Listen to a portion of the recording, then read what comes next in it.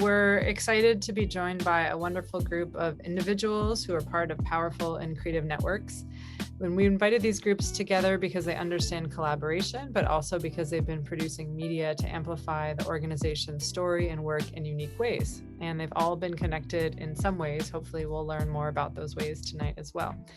We've organized this conversation into 4 parts, and we'll introduce you to each group, and then we'll have a conversation all together. And this discussion is part of PhillyCAM's annual People Power Media Fest, presented on Community Media Day. And the theme this year is building community power. So let's get started.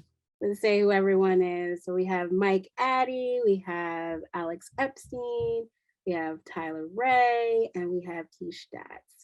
All right, Mike, do you want to, or Keish, do you want to give us a little bit of insight on the film Succulent City, which you all produced with urban creators for the Smithsonian? Keish, do you want me to start and then I'll hand it off to you? Okay, so the origin of the film about urban creators is it goes back to there was an exhibit at the Smithsonian that just recently was opened last year and just actually closed a few months ago, that was called Futures. It was reopening of their new Arts and Industries building. And an organization called the Alliance for Media, Arts and Culture was working with the Smithsonian to commission a series of 8 films about the future. And I just pulled up the old request for proposal. And the basic question is, what are the futures we dream? What are the futures we hope for? And so I got this request for proposal, this creative brief. I think it was sometime in, I guess it would be like winter of 21. And one thing that I remember noticing sort of early on in the pandemic was the ways in which people were really getting back to gardening and sort of reconnecting to the soil during this time, which to me felt like a really great reprieve from this sort of like tech-centric world that we're in right now. And that was kind of like a jumping off point. And then I talked to Keish, and Keish and I had worked before on another project for the Alliance for Media, Arts and Culture, and Keish and I got to talking, and we started talking more about this notion of how we could tell a story about urban farming that felt very much like it was about the future and looking towards the future. Especially, I just thought it was a really interesting idea, especially given that the exhibit at the Smithsonian was going to really like lean into a lot of the ways in which technology can address our challenges for the future. And sometimes I think the answers to our problems are right in front of us too, and it doesn't always necessarily need to be developed in such a way. And so we visited a bunch of, Keish and I visited, and some other people from PhillyCAM, we visited a bunch of farms and got to sort of get a sense of this larger community in Philly. But when we got to urban creators, there was just something about that space that felt really magical. It felt like this sanctuary. Every time you would go in there, you would feel this sense of peace, even in a neighborhood that was experiencing a lot of challenges. That was just like this wonderful space. So maybe, Keish, I'll hand it off to you now, and you can talk a little about your own responses to the environment. Yeah, thank you. That was perfectly said. Yeah, I would say like, I thought it was interesting that we took the environmental justice approach, because I feel like that is the future. Like the environment and saving our environment is the future. Especially with climate change. I think I think I missed the question, but I do feel like being able to work with urban creators was a really great experience, because it was in the heart of North Philly, and North Philly is known to have like really high crime rate. And for me growing up, gardening was something that was considered taboo. I think anything connected to like nature and spirituality that wasn't of the Western sense was taboo to me. So seeing that there was a garden in the heart of North Philly was just really like something different, and I guess really like abolitionist or like very futuristic. And so yeah, it was a great experience. Yes. Thanks, Keish. Yeah, no, I thank you both. We're so proud of the film. It was like in connection with PhillyCAM as well, and it's one of those things where we're just like, this is amazing, and I'm so glad that the connections have been made. in the way that they have, and we can just like continue to like uplift each other. I'm gonna share the video really quickly. We'll watch it and then we'll come back with 2 questions for you all.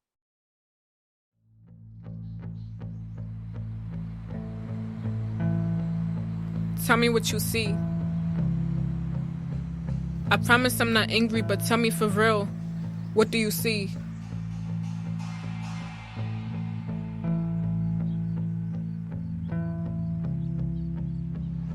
Do you see me, or do you see my flesh?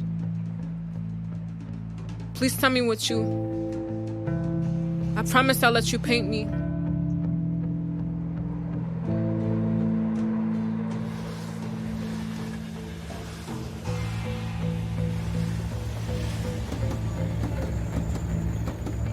Are you still colorblind when you draw the red lines that push the elders out the community?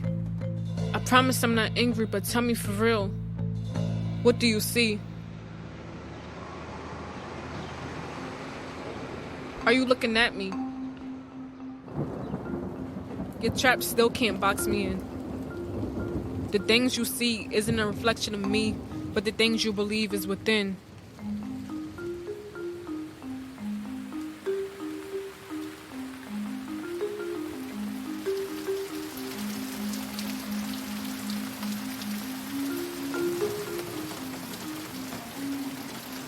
My roots stretch deeper than the blood that splattered on the concreted surface.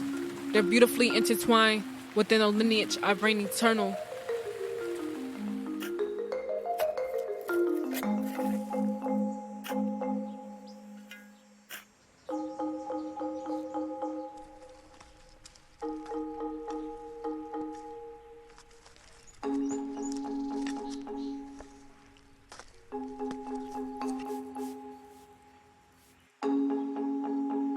Tell me what you... The answers were inside of us. The answers are inside of you.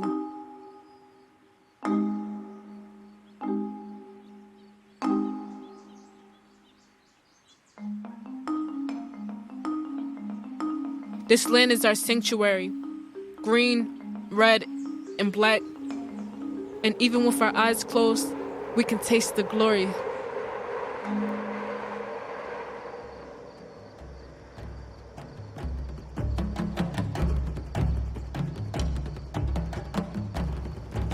Tell me what you see. At night, we look to the stars for guidance. The constellation Pleiades rises in the rain to tell us when to plant. Tell me what you see. Tell me what you see. Tell me for real, what do you see?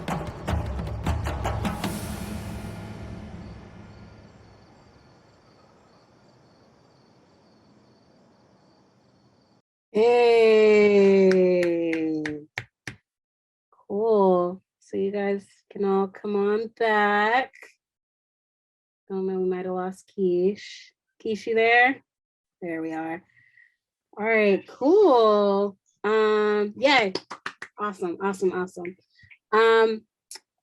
guess the first question, we're gonna do 2 questions. First question, for Tyler and Alex, we'd love to know how being a part of this film has either supported or helped to uplift or kind of hone in on some of the missions that Urban Creators kind of does the work towards.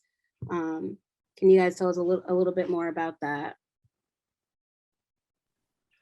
Well, it was great because the first thing I thought about was like, I can't believe our work is Smithsonian Museum worthy.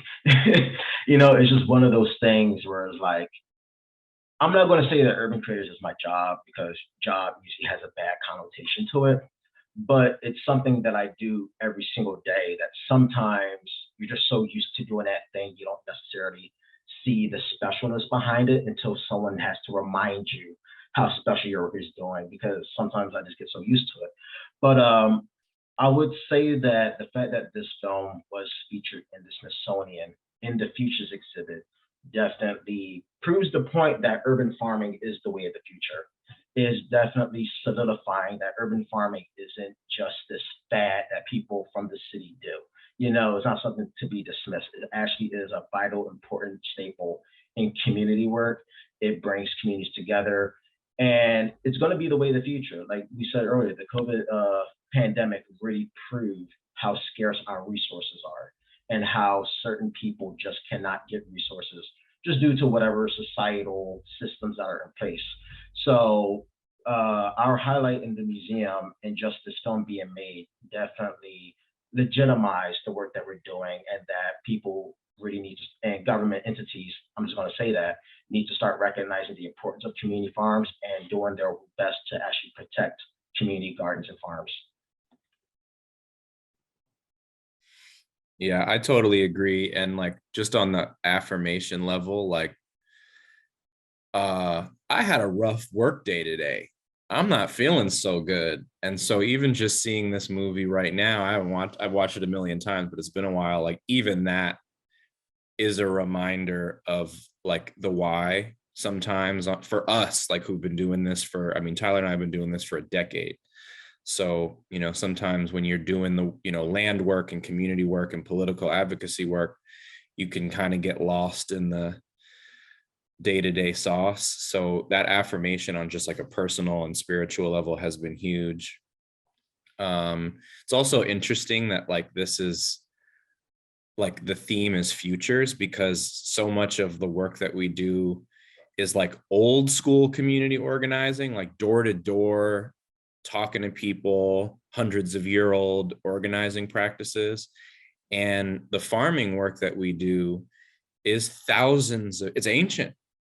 And some of those seeds, I know there was one scene in there of specifically the shakamax and bean seeds, which are 15,000 year old indigenous Lenape seeds from the region of Philadelphia. So it's just interesting to see and beautiful to see a depiction of the future that's really a depiction of the past, and just the full circleness of all of those non-linear things. I think it helps to warp our linear perspectives in a positive way. And the last thing I'll say, as someone who does a lot of like the grant writing and fundraising for urban creators, like, you know, you just can't quite capture in a report or in a narrative or in a, you know, grant application, like the vibe of a place. It's just impossible. And unfortunately, like the way that our funding world is, there's so much more credibility and weight put on like data as a ways of communicating impact, and so much less on like qualitative, energetic, spiritual aspects of community and land work, which is really what it's all about. And so this film has actually been incredibly helpful as something to share with not only ourselves and our neighbors and our allies, but also with funders, to challenge them to like see the importance, to feel the importance of this work in a way that just doesn't fit in a grant application or a request for proposal in a conventional way. So I think it's also in small ways helped us push back on some of those conventional like funding dynamics, which are really oppressive. And we've been trying to push back against since we started, but this film has been really a helpful tool in doing that too. Great. Yeah, you guys both touched on really important points. I'd be interested to hear Mike and Keish, you know, just hearing how the film has affected or impacted urban creators. What is your take, you know, like what is your take on that? And then also, you know, why did you all choose to do the film in this poetic style that you chose? So kind of two parts there, like give us some. I'm gonna answer the first one, and I'm gonna turn the other one over to Keish. I think for me, you know, you make a film in this world, and when you make a film, you sort of put it out into the world, and you have a sense of what it could do, but you don't always know. You don't always know what the power of it can be. And so it's really refreshing and wonderful to hear this. I mean, obviously, it was great that it was in a museum, We just actually, I can forward this just this morning. I got some great numbers about the number. I can forward this to you too. The hundreds of thousands of people that got to see it and got to interact with it. And that's really exciting. But the idea that this can also be something as a tool for you to like help tell your story, to like try to capture the essence of it, which I think is maybe one reason why we maybe chose a more poetic approach to it. That's just like really exciting and invigorating. I mean, there's something so wonderful about filmmaking in general, where you make something and then people interpret it and reinterpret it, and it takes on a power beyond what you could even imagine if things go really well. So yeah, it's just like really exciting to hear that. So now I'm going to have Keish answer the poetic part. That's hilarious because I'm like, what do I say for this? I feel like poetry like stops time, like, and if this is about the future, like metaphors, like stop time, like it's like the one thing that we can use to like kind of like break the roll time, if that makes sense. I got that from somebody. I don't know where that came from, but it's true. To the thing about the past coming back around for the future, in which Alex said, I think that's extremely important because it's actually a essay written by Catherine Milton from the University of Berkeley about like her journey in the Amazon. She's an anthropologist, and basically how she compared her living in city life to basically her living in a more indigenous like part where like is really affected by capitalism. So I think that like I don't know how it sounds like this room. I think that being able to go back to the essence of land will save the future. Like going back to our original practices, going back to land, like things like stripping ourselves away from civilization and city is what will eventually save us. Like, so yeah, I think it was really cool to use like poetry because I feel like poetry does have that way of stopping time. And yeah, that's it. But yeah, also the process, because I'm not really like a technically trained writer, and like it's like kind of like I'm doing this and like I'm guess I'm self-trained. So it's like really hard to know that you're writing for the Smithsonian and then it's like all that pressure. That's like a different level. Like so yeah, that's just a different thing. Like to know you're like writing for the Smithsonian and then they have to examine it, and like the Smithsonian is like one of the biggest institutions, and I'm like anti-institution in a sense. Yeah, that's different. But yeah. Yeah, no, thank you, Keisha. I think there's a lot there too of like kind of you have to figure out how to play the game and work the system, right? And I think that it's true that it's like we're just going back to nature. And for so many Indigenous and Black and Brown folks, like we never really went away from it, right? It was kind of taken away from us, right? So I really appreciate everyone's time. If you really quickly, if anybody wants to kind of shout out where we could connect with you, whether if that's social media, I know we might have time to do it at the end too. But if you want to just shout out, if you have anything coming up, you want to shout out, now's the time. Yeah, sure. You can follow Urban Creators on Instagram at Urban Creators. All right, awesome. So great. I'm excited to introduce Gabby Jackson, the Organizing and Advocacy Director with YASP, and Josh Grapera, the Creative Arts Coordinator. YASP stands for Youth Art and Self-Empowerment Project. And yeah, I've been following the work of YASP since Stolen Dreams premiered at Scribe a long time ago.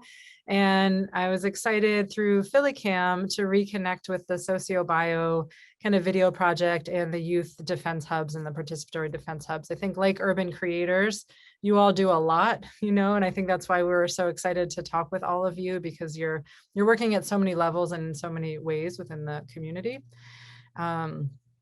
So YASP is an organization by young people and for young people, and it provides ongoing year-round workshops and support for youth under 18 in the prison system and adult jails and folks who are coming out and coming home.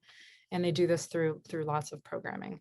So I wanted to show a short clip. Do either of you want to say anything more about kind of the mission of YASP before we look at the short clip that's called "How Are You and Your Community Thriving?" That looks a little bit about the impact. But Awesome. Yeah, I think you covered most of it. Also nice to meet you. I would just say that we're definitely like a youth-led organization, but one of our main focuses is definitely like ending direct foul in Pennsylvania.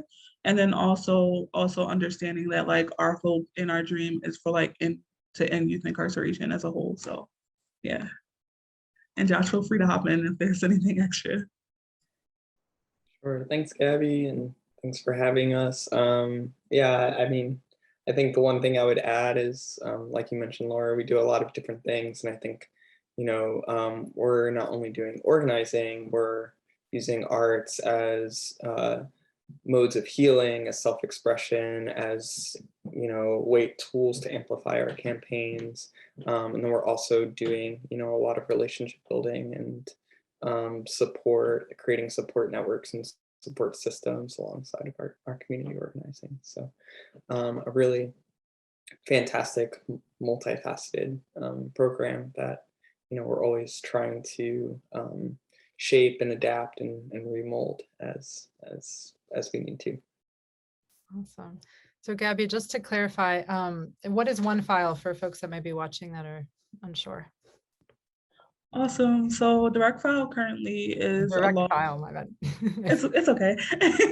So direct file is currently a law in the state of Pennsylvania. Actually, there's in multiple states, but specifically in the state of Pennsylvania, youth who are 10 years and up can be charged as an adult in the criminal justice system, which of course, like if a youth is charged as an adult, that really doesn't give them the opportunity to like kind of create healing after the harm that they've caused. So we've been kind of organizing and advocating for that to end, to give youth a chance and allow them to create healing in the community versus just like that one moment kind of being shown as their entire life, basically. But yeah.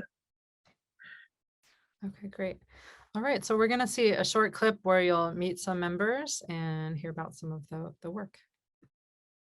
Working at YASP makes me feel resilient. It makes me feel powerful.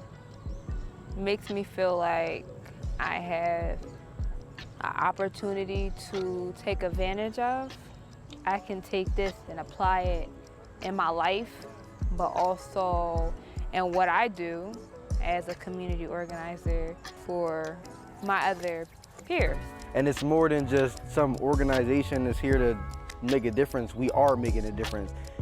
I'm breathing, living proof. I was 18 years old, locked in a jail cell, and through my mom reaching out to YASP, they actually got me bailed out, and they supported me ever since. So that allowed me to put myself in a position of power. It allowed me to grow and allowed me to help other people. It allowed me to be, a role model for the people around me. So I'm living proof and I'm doing great now. I got my own business. I'm a lead organizer for the organization. I go on events. I'm a speaker for our organization, and everywhere I go, I rep Youth Art Self-Empowerment Project. So it impacted me a great deal. They actually supported me in one of my cases when I had legal troubles and all. I came to court, someone got on a stand for me and all, and that helped, sway the judge's decision, I feel, and let me come home. YASP makes me feel like I have a family outside of my own family, and I feel really at home working at YASP. I love doing what I'm doing, which is helping the youth. I feel good working at YASP. It's like the best job I ever had. I don't know what I would be doing if I wasn't coming to YASP every week. Probably getting in trouble still, but YASP is kind of like a family to me, a second family, and I really appreciate everything that they do for me, for the community, for the people that are my peers here, and that's why I really appreciate YASP, because they support anybody. So even me when I didn't even know. So interact with people more. I like to hear people out more. I like to hear people's stories. Like I like listening now. Like I like since being with YASP, I listen more. Like I could focus now and listen more. You know, I haven't been getting in trouble. Like, I mean, I had one hiccup since I've been with YASP, and that was in March. So like, YASP put me in a good position to do good. Connecting with YASP has just been uphill. I feel comfortable. I feel cared for. And I feel like I got a team behind me, and if I fall, I got someone there to pick me up. Okay, awesome. There's so many great nuggets in there, not just of how people have been impacted, but they're kind of like lessons of how we should be building culture and care in our communities, you know, and in our organizations. And so I really love that.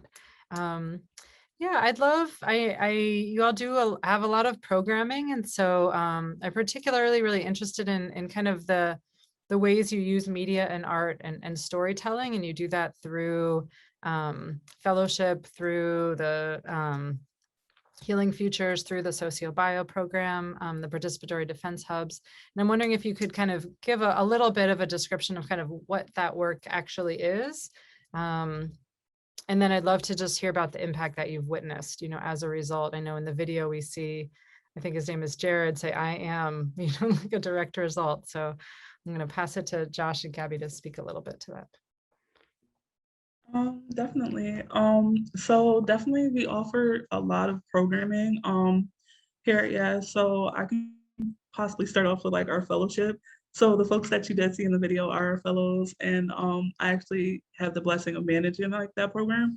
So in that fellowship, we focused around like, well, it's like pretty much a 6 to 1 year paid internship or fellowship where youth come and they've learned different workshops around like liberation movement, around like self-care, skills around that, transformative and restorative justice. But in the meantime, while learning about these workshops, they actually get a chance to incorporate what they learn into the community, as you saw. So there's a lot of campaigns that they participated in, like Care Not Control, which is a big partner with YASP as well. We're on their coalition. Actually, in our Participatory Defense Hub, they actually are the ones that run our hub. So YASP has the first youth hub, defense hub in the nation, which is a dope thing to say. But our fellows are the actually ones who, and our youth leaders that are work here full time, actually are the ones who facilitate that hub and actually create the community space for folks to come and share information about their cases and receive support from us to build community, along with our Healing Futures. So we have the first diversion youth program here at YASP, which I'm like, this is awesome. But speaking about the work, but we have our Healing Futures program is our diversion program where youth who have created harm now don't have to go into the system, but they actually have a chance to meet with the person that they created harm with and kind of restore that, you know, and transform the world by creating healing and coming up with a restorative plan to bring that back into the community to say like, hey, I'm more than what the harm I created, and I actually can create healing, and from this I can move forward. I believe yeah, that's more so most of it. I can pass it to Josh if I forgot anything. Thanks so much, Gabby, for laying so much of that down. I'm trying to think like, what are some of the other things that we do? And one thing that I do is the art coordinator is run our jail workshops. So there's a whole crew of kids that you're not going to see, unfortunately, because you know they are incarcerated on State Road, which you know they're currently at a mod 3. They were originally a Riverside Correctional Facility. They were just moved to another building on State Road, but that's an adult facility. So we have a group of young men who are in an adult jail, and we've been doing jail workshops since 2006, and have continued to do it to this day. So you know, we're working with them each week, doing a lot of the similar things that we're doing in the hub fellowship, right? We're doing creative expression, we're doing personal development, we're doing self-care, and programs like this, like the ones that we do in the jails each week, I think have become even more important since the pandemic, because virtually all programming has stopped in the jails in one way or another. You know, our kids are in their cells for 23 hours a day. So the ability to, or the opportunity rather, to be able to come and express themselves and connect with us, connect with our hub, right? It becomes the art workshops are not only like a beautiful creative space and has potential for relationship building and healing. They also get connected to our hub, right? And all the other resources that we offer at YASP, right? And like, as on a personal level, as an artist, like I think it's really powerful to see art integrated in a way that, you know, supports the organizing, supports relationship building, supports connecting our young people to resources to be able to navigate these really difficult situations that they're going through. The last thing I would say is just highlighting the socio-bio videos as, you know, an art form in a way. You know, they're not videos that the public would see. They're usually used in mitigation during the court process, and it helps paint a fuller picture of the human being that is going to sit in front of the judge. Instead of it being just a piece of paper saying what you did, and letters, you know, support letters from people who care about you, you're still getting the support letters, but you're also getting a much more dynamic piece of media that you get to hear from all of those people. You get to hear their voices. You get to hear the young person's voice. So it's an attempt to, you know, show our young people as full human beings, right? Which is what they deserve to be shown in. You know, every case is different, but I think these socio-bio videos have really helped keep our young people home, or, you know, lessen their sentence. Great. Yeah, it made me really connect with what Alex was saying about, you know, what you have to deliver on paper to a funder or to a judge, right? It's like there's something different about a visual, hearing someone's voice, seeing a person and getting that spirit of their environment that words can't, you know, convey. And so it's just an interesting kind of connection. I have another question and I want to ask it and see if there's sort of a short way to answer it before I just kind of pass back, because I want to make time for our last group, Next Gen. I guess kind of just along that line, is there an example of ways you've seen that the arts have helped folks kind of build power? And that might be a personal power, something really direct in the community politically. If you can speak to that briefly before we wrap. I could jump in on this, Gabby, if you want to add anything, but I would say, like, I've seen personal growth in all of our young people and how they're able to communicate where they're at and express themselves. And, you know, I think there's a really exciting music program that's happening at YASP called Ascension Program, that's led by our lead youth organizer, Andre Sims, also known as Day One, not Day Two.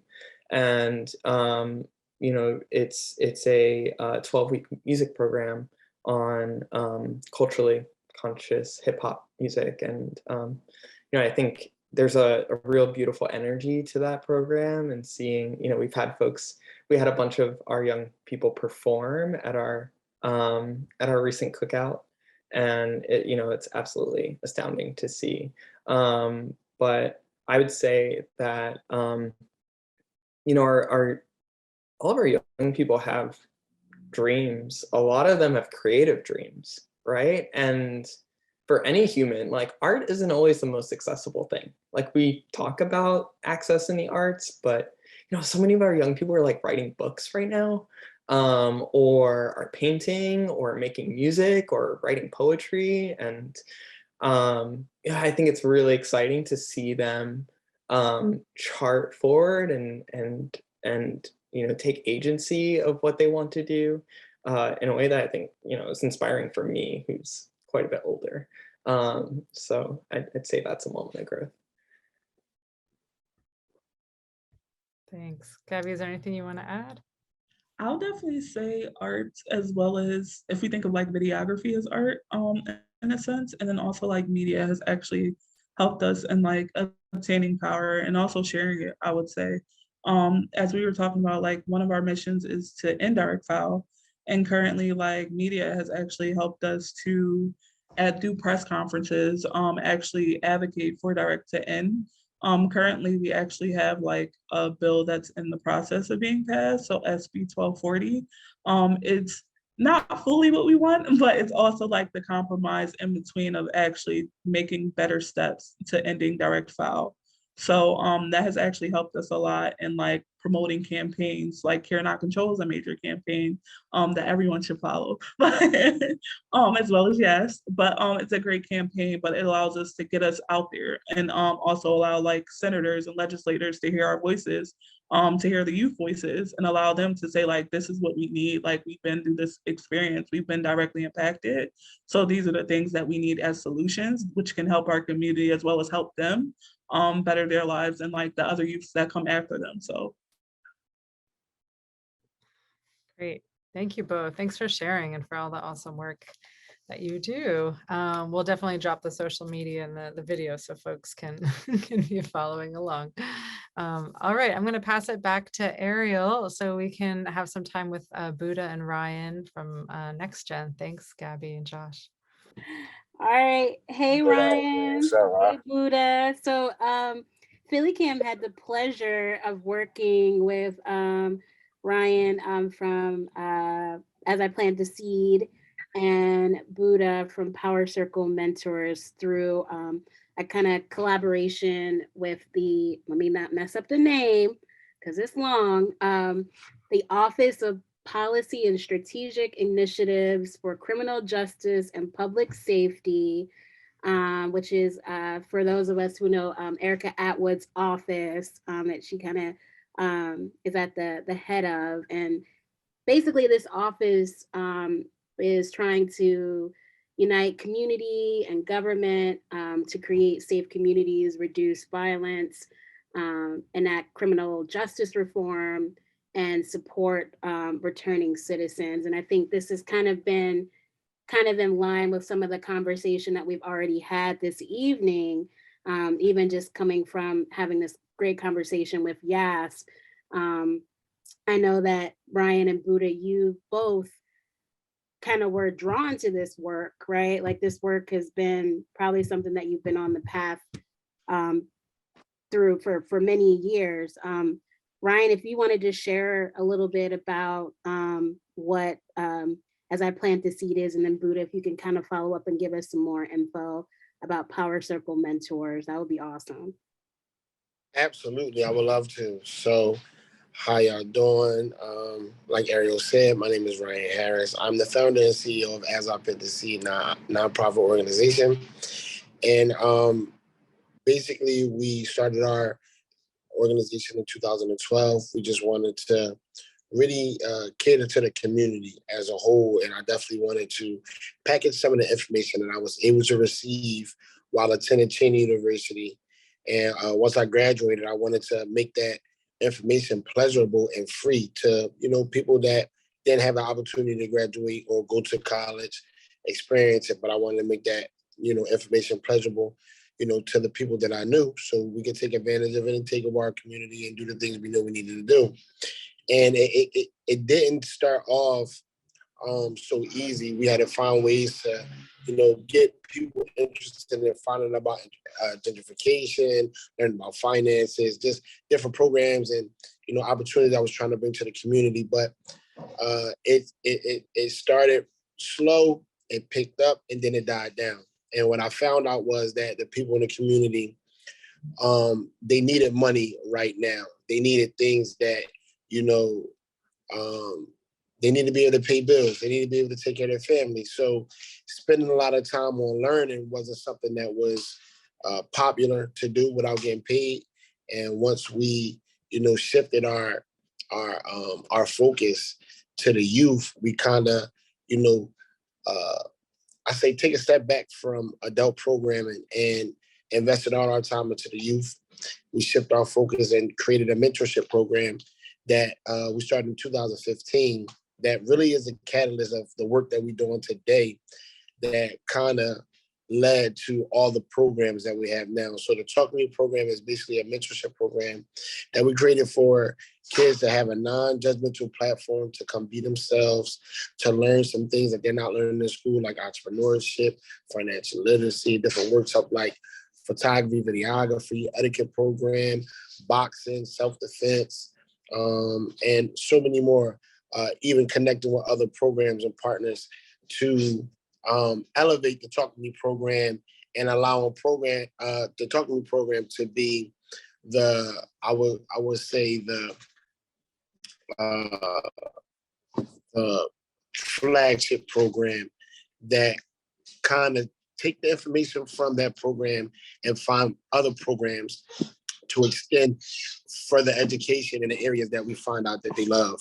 So if it's a kid that is falling in love with music and they want to find that path, we connected with an organization called Rock to the Future that gives free programs, that teaches lessons for all the different instruments, and even teaching some of the engineering and things that go into studio production. So just trying to continue to connect and make it make sense to give our kids I would like to say a head start in understanding that what we up against and where we're coming from in Philadelphia, lack of education, lack of resources, and quite frankly, a lot of fatherless homes. And we are trying to stand in the gap of those relationships that we constantly help build with the youth and their parents, and whatever we need to do to help our youth get to the next level. So we are really hands-on in the community, and to date, we was able to raise $30,000 in 2018 to solidify our facility that we are at now called the Treehouse. And then me and Buddha and another organization called A Bro Experience, led by Aunt Brown, we stood outside and we fasted for 2 weeks to raise $50,000, continue to do the work that we do for free, to continue our free programs for the community. So, wow. Yes. I know I was following that journey of you all fasting and being outside, and I feel like it was kind of, there were some days where it seemed like it was like a little chilly out, like y'all were going through it, and I think you really put your bodies on the line, and so yeah, just really, really grateful for that. Thank you so much for that, Ryan. Buddha, do you want to tell us a little bit more about Power Circle Mentors? Like, what are y'all doing? What are you about? What are some of the goals that you have for your youth? Absolutely. It's always tough to go second behind Ryan, because it's like, we work together a lot. Everything is really similar, identical, the amount of work we put in. So salute to Ryan, salute to y'all. But for sure, Power Circle Mentors, nonprofit located in the Frankfurt section, basically mentoring after school program, kids ages. We did just recently drop the age to 12 years old now. We used to only deal with teens previous, but now it's from 12 years old to 19. Organizing community events, really being that glue for Frankfurt as far as, connecting other organizations, connecting businesses, connecting schools. So just really trying to be like that hub of access to like different resources and opportunities for the Frankfurt section. But as well, we go into different schools and kind of bring the same after school program agenda into the schools, because we know that, the schools have lack of life skill type of education for these kids. Also, we teach kids things they not going to learn in school, teach things kids might not feel, comfortable talking to with their parents, such as like sex education or, anything along that line. But also just, making sure we bridge the gap between like the community events we doing by always having our kids participate, and having that give back type of feeling. And just really being like Ryan said, social entrepreneur, finding other ways to keep our programs running independently, and that's really about it. Just a quick video to kind of highlights the work that the Next Gen Task Force does, and then we'll kind of come back with like 2 really quick questions for Ryan and Buddha. And then when I started the Next Generation Task Force, the idea came out of a conversation Pastor Carl Day and I were having about how do we support young leaders? How do you identify young folks under 40 who are doing good work in community and connect them to each other so they can then share best practices, they can then build their network, they can then lean on one another where needed. And really, it's really about strengthening community, strengthening the field, strengthening young people and young adults, and so they can do better and have a stronger impact in the communities that they are committed to. So yeah, my name is Buddha. I'm from the Frankfurt area, Philly. I'm the president of a nonprofit called Power Circle Mentors, Next Generation Task Force. This is about for us to connect, us to network, and us to like really grow together. We are what I like to call the heavy lifters in the community.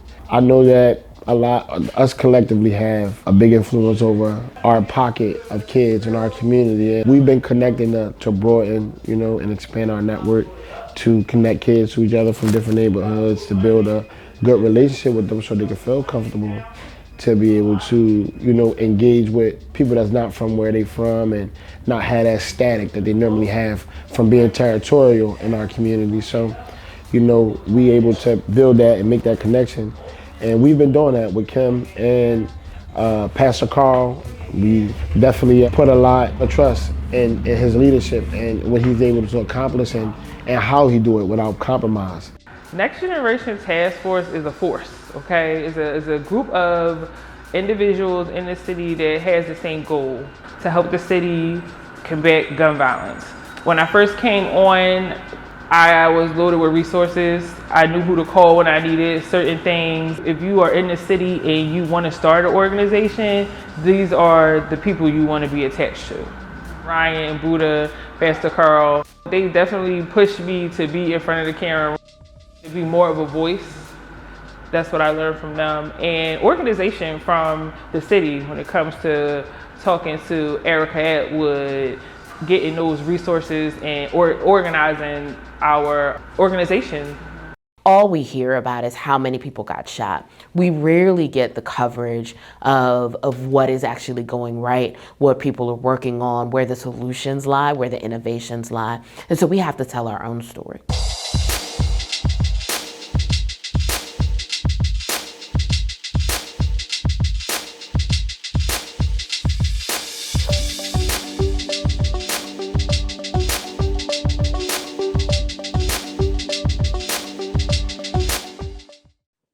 I love what we do when it comes to our mentorship program because we really charge the youth with the responsibility to pay it forward the way we're doing it.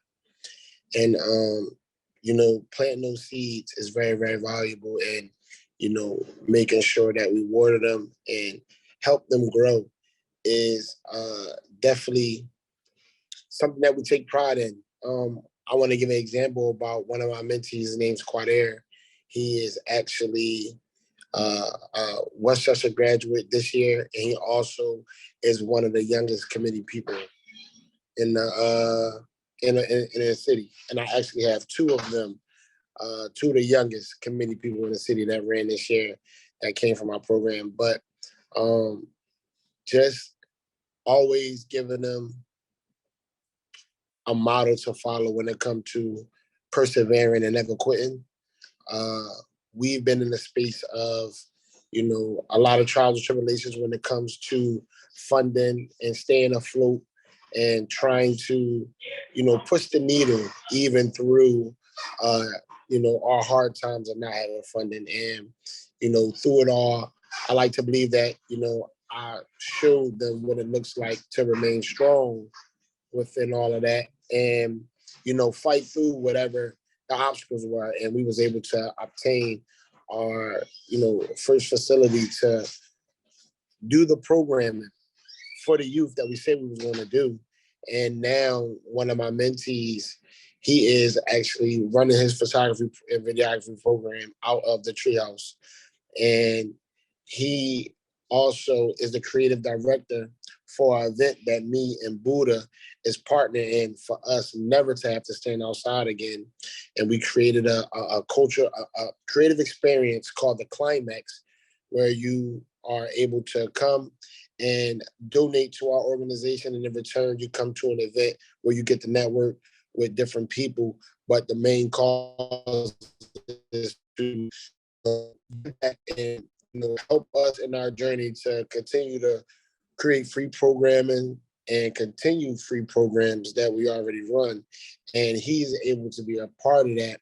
And when he went out on his own venture to do one of the events they call Dove Fest at Westchester, he had so many obstacles in front of him. He had so many people telling him that he wasn't going to be able to do this, and so much red tape. He got frustrated so many times and was about to quit. But I like to believe that, because of, what we instilled in him as far as perseverance and never quitting, got him through the rough times. He called me every time he was feeling down. I probably gave him a pep talk and some advice, and, he jumped right back there. And then they end up having the best event that they had in the last 10 years. And all because he stuck to the plan. And whenever things got rough, he found a different way to do it, and he completed the mission. So I like to believe that, we give them a model and a sense of pride to be able to look forward to when we talking about those hard times, we talk about those rough times, and we've been through it together and showed them the good times and the bad times. And to where we are now, I think that gives them, a different perspective on, how to tackle things in life and never quit. Absolutely. And I like to believe that our organization program has a lot to do with that. Yeah, absolutely. Yeah, I think that, again, this other thread is like this mentorship. Is so important for young people, and I think it helps us too as adults, like learn how to like walk, walk what we talk, or whatever that's saying, talk like you know what I mean, what I'm trying to say. But Buddha, I guess I want to ask you a different question, which is like, how has being connected to next gen kind of strengthened you as a community advocate, or strengthen your work, like being in community with this community? How has that supported your mission? No, it's definitely supporting my mission. For one, just even using you guys as example to elevate our platforms, to give us more exposure through the city, because like you said, a lot of people don't get to see like the behind the scenes stuff, what it takes to do this type work. But now you guys made a partnership with us to come in and show that type stuff, so we can give it to the world. But it also just give you more reach, more accessibility, more access to people that you might take years to get access to. So to be in different rooms, and then also really connecting with, fellow brothers and sisters that do the same type work, like-minded people that can all really, sit down and vent to each other or help each other out in any way. So it's definitely been like a plus. Absolutely. I agree. Yeah, and I think too, as like activists, as people who are doing this type of work, you need that support system, right? Like I think even inside of this group, I'm sure there's some stories or things that we could share where everybody would probably shake their head and be like, "I've been there," or you know what I mean? I understand, and it's something really affirming to have somebody just get you and understand where you're coming from. So I think that y'all are doing that work for the students. So thank you for that, affirming them and speaking life into them, so that they can continue and build up and take over as I plant the seed, take over Power Circle Mentors, right? That's the hope. So I think what we're gonna do now is kind of move into like the group conversation. Really quick, Ryan and Buddha, do you want to just kind of shout out your social media info? Absolutely. You can find us at planttheseed@gmail. Oh, I'm sorry, that's my Gmail. As I plant the seed on Instagram.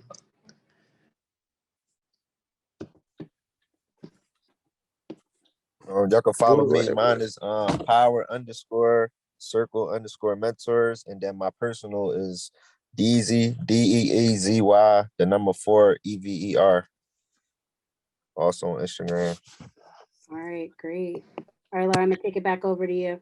Yeah, I guess just to close out, I'm just thinking about what could be better, what could be done better together, or if there's any area that you're sort of growing into that you want to speak now, and maybe there's sort of some pathways that y'all can help each other reach those goals.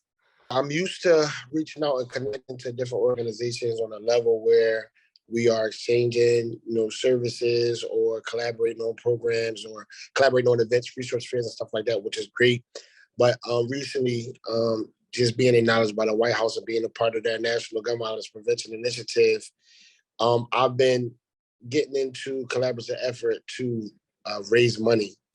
Normally, a lot of people raise money in silos or however they do because it's like the survival of the fittest, but I've started finding it more beneficial to connect with other organizations to, find different creative ways to not only look for funding through government or, city funding, whatever, but also just creative ways like me and Buddha are connecting now to, continue to try to find ways to sustain our organizations and continue to be able to flip the bill when it's time to, when we need that, extra work getting put in. Awesome. Thanks, Ryan.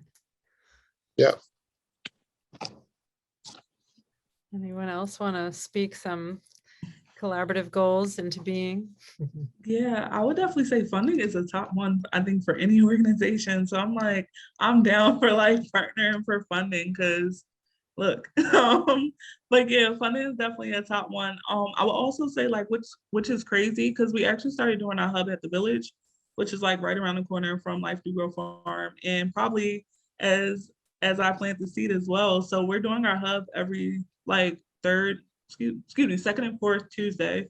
So like if you know any folks that like have cases, and we don't put like age limits or anything. So if you know anybody that need like community support in like their case, like you can send it over. I can also share the flyer like in the email thread. So like that'll be dope to have like folks collaborate in that way. And then also if there's anything that you guys would want YAS to come and join like and participate in, like we're down for doing it. Not to put you on the spot, Keish, but I am recognizing that you're probably one of the, I know Buddha, I know there's younger people on here, but I would assume that you probably would be one of the youngest folks on here. And I'm just wondering. Up there. Oh, you just have that face, Buddha. Yeah. That's what it is. I appreciate it.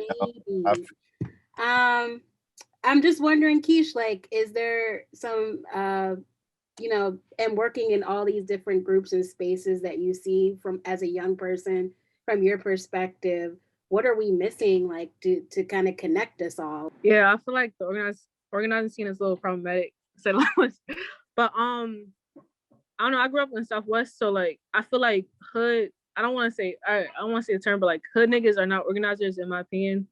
And I feel like for me, I kind of got introduced to the organizing space by chance or luck by me wanting to walk out of school. And I'm not in high school yet, but like there's for me, like what I see is there's a lot of division when it comes to community and organizers. So I've been working with the Say You See townhomes, and I feel like it's a lot of people that's not of the community leading that fight. And I can say that because I'm there every day, and I can say that to them too. So I don't have a problem with that. So I feel like the first thing is we need more community members in our organizations leading in leadership positions. Like not people that went to college here, I don't care. Like that's the first thing. Like we need them actually in leadership roles, and then they need to be like Black people that understand the culture. The second thing is like for people that are in high school, like once you graduate high school, there is really no programming for you. That's like the foster care system. So we're replicating oppressive systems. And I don't know. I feel like the ego of organizations not wanting to connect, like everybody need to just get together, like the hood, the white radicals, everybody need to come together because we're all pushing for the same thing. No, thanks for saying that, Keish. Well, we are all connected. We'll stay connected and we'll keep kind of seeding those relationships. And yeah, I hope you all see PhillyCAM as like a neutral gathering space that you can always tap to hold physical meetings or events as well. So I'm gonna hold you to that, right? We gotta hold it to that, right? Yeah, let us know. We love working with y'all. For sure. Yeah. We got some. We do. Listen, I'm 5 meetings in today. This is probably I got one more after this. So definitely gonna hold you to that. Cooking up some stuff. All right. Yeah. Well, thank you all.